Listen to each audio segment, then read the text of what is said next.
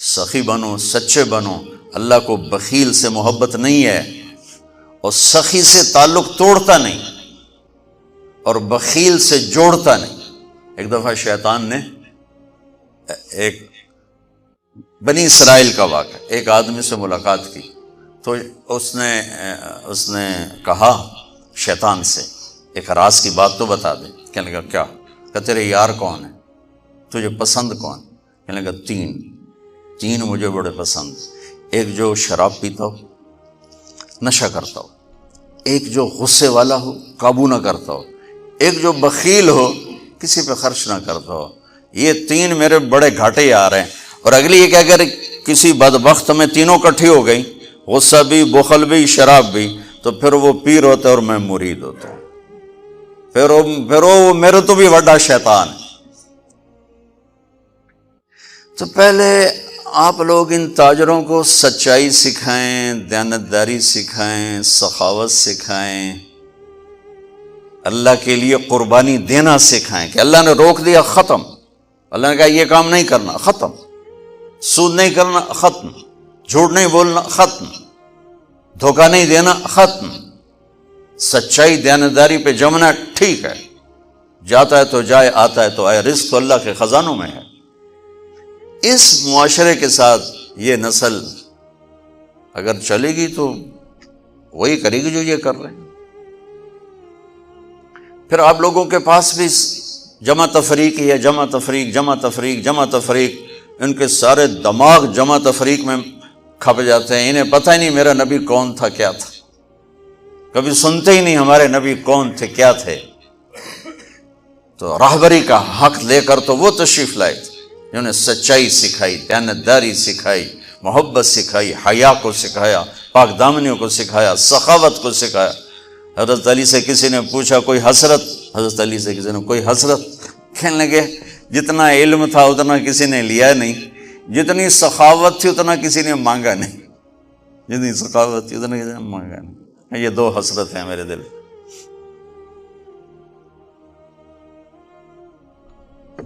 تو اللہ کو سخی پسند ہے، مال خرچ کرنے والا پسند ہے، مالدار ہو۔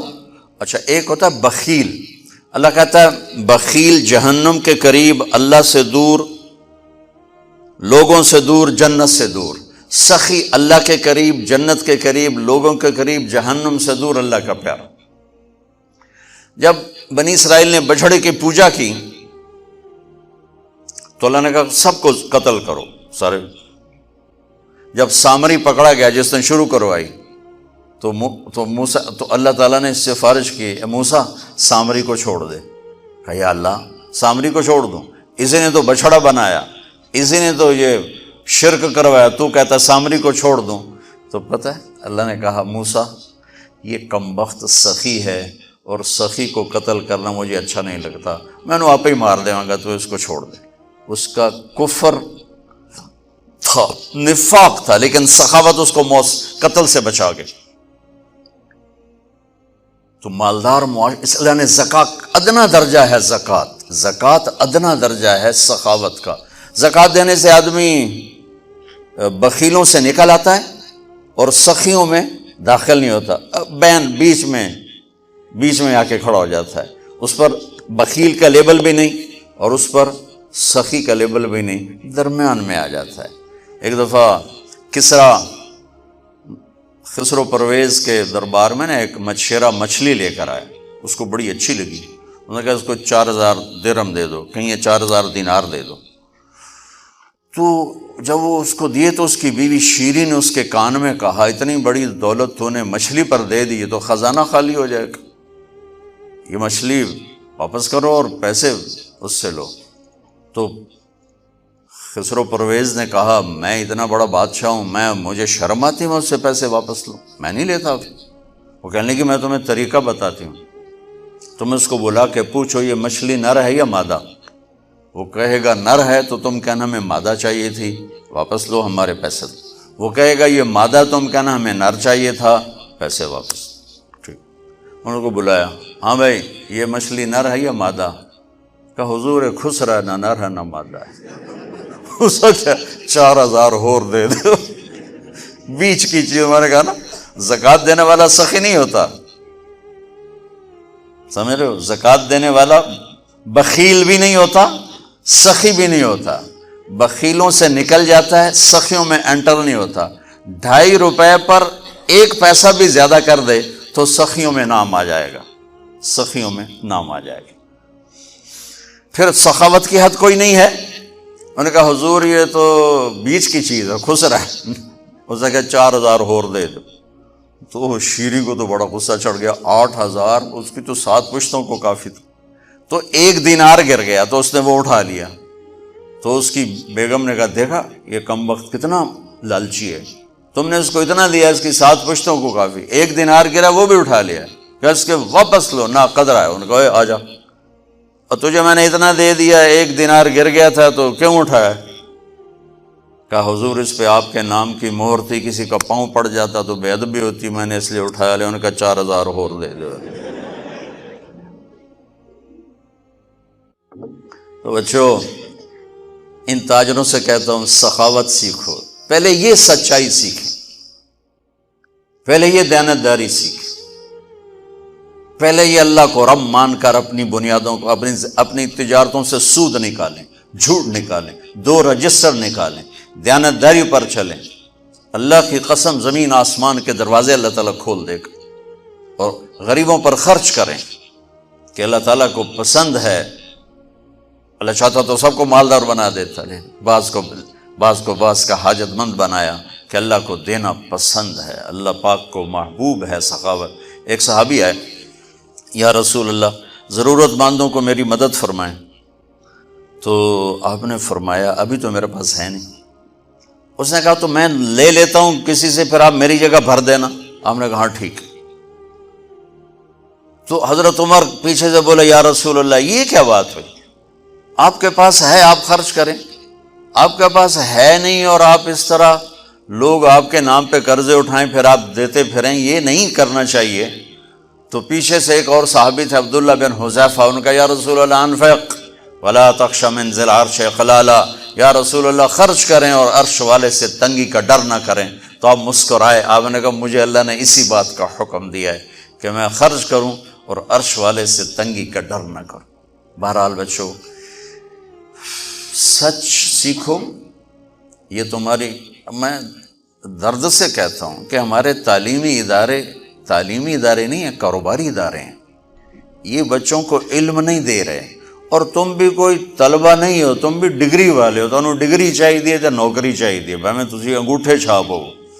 تمہیں علم کا شوق نہیں، انہیں دینے کا شوق نہیں، انہیں بھی کمائی کا شوق ہے اور تمہیں صرف جاب اور ڈگری کا شوق ہے۔ نہ تم میں کوئی علم والا ہے، نہ وہ عشق میں رہیں گرمیاں، نہ وہ حسن میں رہیں شوخیاں، نہ وہ غزنوی میں تڑپ رہی، نہ وہ خم ہے زلف ایاز میں۔ دینے والوں کو دینے کا شوق نہیں، لینے والوں کو لینے کا شوق نہیں۔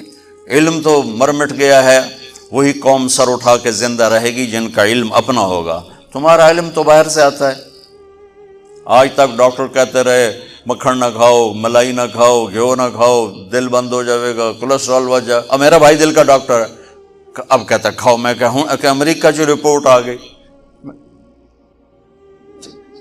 تو تمہارا سارا آقا تو ادھر بیٹھا ہوا ہے، وہ کہیں گے یہ چلا دو چل جائے گا، کہیں روک دو تو رک جائے گا۔ بچوں میرا معاشرہ بہت زوال کا شکار ہے، آپ میری نسل ہو، میری اولاد ہو۔ میں بہت تھکا ہوا تھا، مجھے نعیم بھائی نے رات کہا، میں نے کہا ایک تو تیری مجھے بہت ہے عزت احترام کہ میں انکار نہیں کر سکتا، دوسرا یہ میرے اپنی اولاد ہے، اللہ کرے کوئی ایک بھی سچ بولنے والا ہو گیا اور کوئی ایک بھی دیانتداری والا ہو گیا تو چلو میری آخرت، میری قبر ٹھنڈی کرنے کا سبب بن جائے گا۔ جس قوم میں سچ ہوتا ہے انہیں کوئی ڈبو نہیں سکتا، جس قوم میں دیانتداری ہوتی ہے انہیں زوال نہیں آ سکتا، جس قوم میں انصاف ہوتا ہے ان پہ سورج غروب نہیں ہوتا، جس قوم میں ظلم ہوتا ہے، جھوٹ ہوتا ہے، بددیانتی ہوتی ہے، ان پہ سورج کبھی چڑھا نہیں، انہوں نے عروج کبھی دیکھا نہیں، ذلت و پستی کے سوا کچھ نہیں ان کے پاس۔ چوپڑی روٹی کھا لینا کون سی بڑی بات ہے۔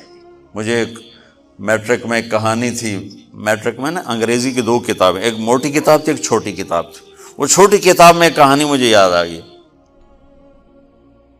ایک شہری کتا جنگل میں جایا کرتا تھا، تو اس کی نا جنگلی کتے سے دوستی ہو گئی. تو جنگلی کتا تھوڑا ماڑکا جو ہڈیاں نکلی ہوئی ہیں، شہری کتا موٹا تازہ. تو ایک دن وہ جنگلی کتا کہتا ہے یار تو کیا کھاتا ہے؟ انہوں نے کہا میں پراٹھے کھاتا ہوں، انڈے کھاتا ہوں، ڈبل روٹی کھاتا ہوں، دودھ پیتا ہوں، گوشت کھاتا ہوں. ان کہ یار میں تو نام ہی آج سن رہا ہوں، میں نے تو کبھی کچھ کھایا ہی نہیں ہے یار، میں نے بھی لے چل، میں بھی کوئی کھاوا کو، میں بھی موٹا ہوں. انہوں نے کہا آ جا. تو وہ اس کو لے کے چلا. تو جب جنگل سے نکلے تو روشنی میں جنگلی کتے کی نظر پڑی گلے میں پٹا. تو وہ کتا کھڑا ہو گیا، کہنے لگا میرے بھائی اے کی ہے، اے کی ہے.